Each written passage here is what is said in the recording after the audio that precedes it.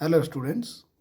आज हम quick revision के इस सीरीज़ में साइंस के चैप्टर 10 प्रकाश का परावर्तन तथा अपवर्तन चैप्टर का प्रैक्टिस नोट्स के माध्यम से करेंगे। और सबसे पहले यह है कि प्रकाश क्या है। तो प्रकाश वह ऊर्जा है जिसके द्वारा हम वस्तुओं को देख सकते हैं। प्रकाश के कुछ गुण होते हैं जिनमें है प्रकाश सरल रेखा में गमन करता है। प्रकाश विद्युत चुंबकीय तरंग है, इसलिए इसे संचरण के लिए माध्यम की आवश्यकता नहीं पड़ती। प्रकाश अपारदर्शी वस्तुओं की तीक्ष्ण छाया बनाता है। प्रकाश की चाल निर्वात में सबसे अधिक 3 × 10⁸ मीटर पर सेकेंड है। प्रकाश का परावर्तन क्या होता है?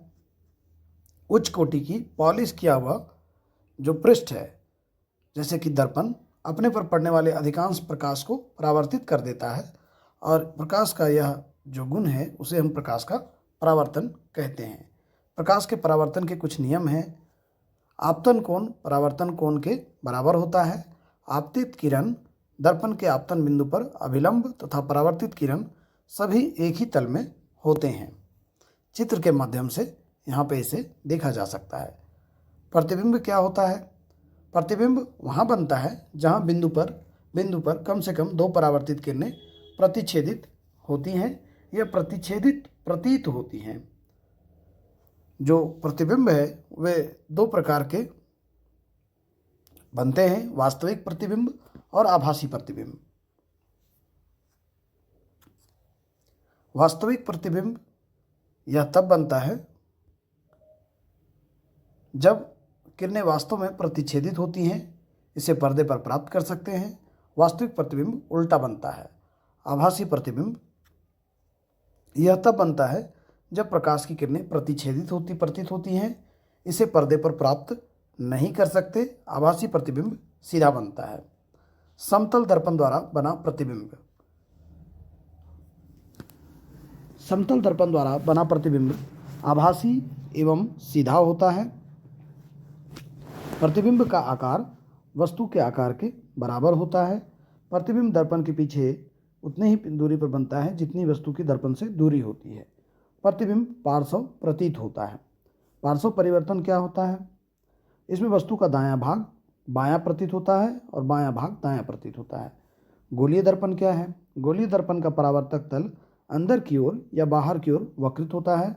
गोलीय दर्पण जिसका परावर्तक पृष्ठ अंदर की ओर अर्थात गोले के केंद्र की ओर वक्रित होता है वह अवतल दर्पण कहलाता है। गोलीय दर्पण जिसका परावर्तक पृष्ठ बाहर की ओर वक्रित होता है उसे हम उत्तल दर्पण कहते हैं। कुछ शब्द जो गोलीय दर्पण में प्रयोग होते हैं। सबसे पहला ध्रुव। गोलीय दर्पण के परावर्तक पृष्ठ के केंद्र को दर्पण का ध्रुव कहते हैं। यह दर्पण के पृष्ठ पर स्थित होता है। ध्रुव को प्रायः पी अक्षर से निरूपित करते हैं। मुख्य अक्ष गोलीय दर्पण के ध्रुव तथा वक्रता त्रिज्या से गुजरने वाली एक सीधी रेखा को मुख्य अक्ष कहते हैं। मुख्य अक्ष दर्पण के ध्रुव पर अभिलंब है। वक्रता त्रिज्या। पहले वक्रता केंद्र को हम देख लेते हैं। वक्रता केंद्र क्या होता है? गोलीय दर्पण का परावर्तक पृष्ठ एक गोले का भाग है। इस गोले का केंद्र गोलीय दर्पण का वक्रता केंद्र कहलाता है। इसे अक्षर C से निरूपित करते हैं। वक्रता त्रिज्या। गोलीय दर्पण का परावर्तक पृष्ठ जिस गोले का भाग है उसकी त्रिज्या दर्पण की वक्रता त्रिज्या कहलाती है। इसे अक्षर R से निरूपित किया जाता है। मुख्य फोकस द्वारक एपर्चर जिसे कहा जाता है। गोलीय दर्पण के परावर्तक पृष्ठ तल की वृत्ताकार सीमा रेखा का व्यास दर्पण का द्वारक कहलाता है। इसे MN द्वारा दर्शाया जाता है। मुख्य फोकस मुख्य अक्ष पर वह बिंदु जहां मुख्य अक्ष के समांतर किरणें आकर मिलती हैं या परावर्तित किरणें मुख्य अक्ष पर एक बिंदु से आती हुई महसूस होती हैं, वह बिंदु गोलीय दर्पण का मुख्य फोकस कहलाता है। कई बार आपको प्रश्न परीक्षा में पूछी जाती है कि मुख्य फोकस क्या है, तो आप इस डिफिनेशन को लिख सकते हैं। साथ ही फोकस दूरी के बारे में पूछा जाता है तो गोलीय दर्पण के ध्रुव तथा मुख्य फोकस के मध्य की दूरी को फोकस दूरी कहते हैं। इसे अक्षर F द्वारा निरूपित करते हैं। छोटे द्वारक के गोलीय दर्पणों के लिए वक्रता त्रिज्या फोकस दूरी से दोगुनी होती है। हम इस संबंध को R is equal to 2F द्वारा निरूपित करते हैं। अवतल दर्पण की किरण आरेख बनाने के कुछ नियम होते हैं और उनको किरण आरेखों द्वारा दर्शाया जाता है। दर्पण के मुख्य अक्ष के समांतर प्रकाश किरण परावर्तन के पश्चात अवतल दर्पण के मुख्य फोकस से गुजरेगी। अवतल दर्पण के मुख्य फोकस से गुजरने वाली किरण परावर्तन के पश्चात मुख्य अक्ष के समांतर निकलेगी। अवतल दर्पण के वक्रता केंद्र से गुजरने वाली किरण परावर्तन के पश्चात उसी दिशा में वापस परावर्तित हो जाती है। अवतल दर्पण के बिंदु P की ओर मुख्य अक्ष से तिर्यक दिशा में आपतित किरण तिर्यक दिशा में ही परावर्तित होती है। आपतित तथा परावर्तित किरणें आपतन बिंदु पर मुख्य अक्ष के समान कोण बनाते हैं।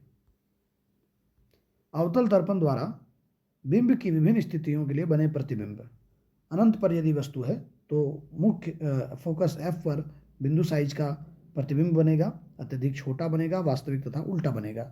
C से परे यदि वस्तु है तो F तथा C के बीच बनता है, छोटा बनता है, वास्तविक तथा उल्टा बनता है। C पर यदि वस्तु है तो C पर ही प्रतिबिंब बनेगा, समान साइज का बनेगा, वास्तविक तथा उल्टा बनेगा। C तथा F के बीच यदि वस्तु है तो C से परे बनेगा, बड़ा बनेगा, वास्तविक तथा उल्टा बनेगा। F पर यदि वस्तु है तो अनंत पर बनेगा, अत्यधिक बड़ा बनेगा, वास्तविक तथा उल्टा बनेगा। P तथा F के बीच यदि वस्तु है तो दर्पण के पीछे बनेगा, विवर्धित बड़ा बनेगा, आभासी तथा सीधा बनता है प्रतिबिंब। किरण आरेख द्वारा बिंब की स्थितियों को दर्शाया जाता है। अनंत पर यहाँ पे आप देख लें, C से परे, C पर,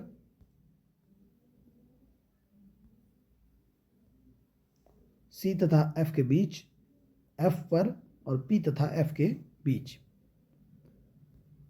अवतल दर्पणों के कुछ उपयोग हैं जिनको जानना चाहिए।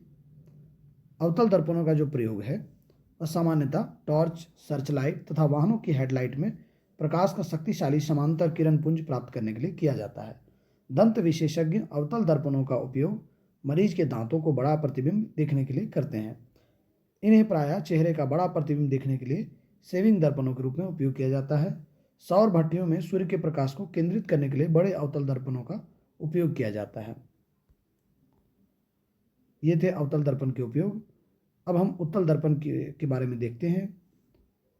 उत्तल दर्पण के मुख्य अक्ष के समांतर प्रकाश किरण परावर्तन के पश्चात दर्पण के मुख्य फोकस से अपसरित होती प्रतीत होंगी। उत्तल दर्पण के मुख्य फोकस से गुजरने वाला किरण परावर्तन के पश्चात मुख्य अक्ष के समांतर निकलेगी।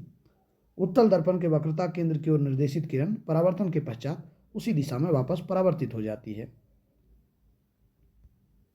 उत्तल दर्पण के बिंदु P की ओर मुख्य अक्ष से तिर्यक दिशा में आपतित किरण तिर्यक दिशा में ही परावर्तित होती है। आपतित तथा परावर्तित किरणें आपतन बिंदु पर मुख्य अक्ष से समान कोण बनाती हैं। उत्तल दर्पण द्वारा बने प्रतिबिंब की प्रकृति, स्थिति तथा आपेक्षिक आकार। यदि वस्तु अनंत पर है तो फोकस पर दर्पण के पीछे बनेगा प्रतिबिंब, अत्यधिक छोटा, बिंदु के आकार का, आभासी तथा सीधा। अनंत तथा दर्पण के ध्रुव P के बीच यदि वस्तु है, P तथा F के बीच बनेगा दर्पण के पीछे, छोटा, आभासी तथा सीधा। किरण आरेख के द्वारा इसे हम दर्शा सकते हैं। अनंत पर यदि वस्तु है तो आप इस किरण आरेख के माध्यम से इसे दर्शाएं। अनंत तथा दर्पण के ध्रुव P के बीच है तो इस तरह से किरण आरेख द्वारा आप इसे दर्शा सकते हैं। उत्तल दर्पणों के उपयोग क्या हैं? उत्तल दर्पण का उपयोग सामान्यतः वाहनों में किया जाता है।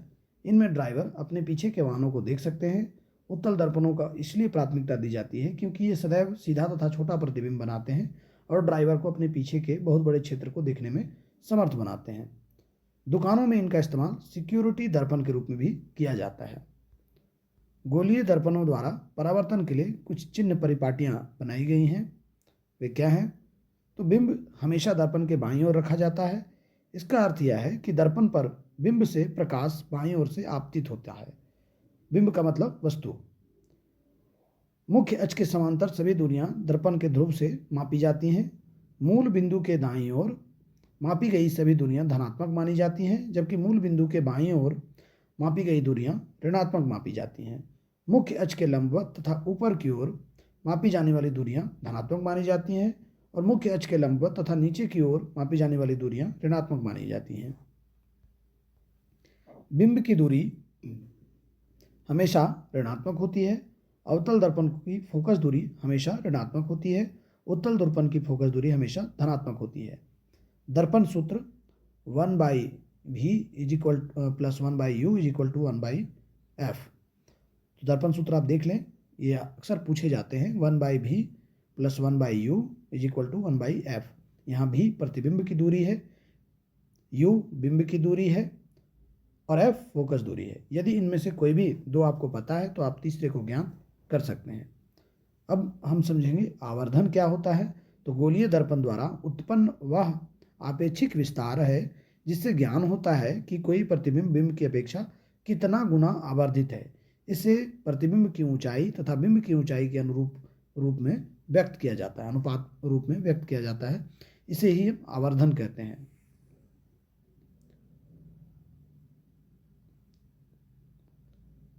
समतल दर्पण का आवर्धन सदैव +1 होता है।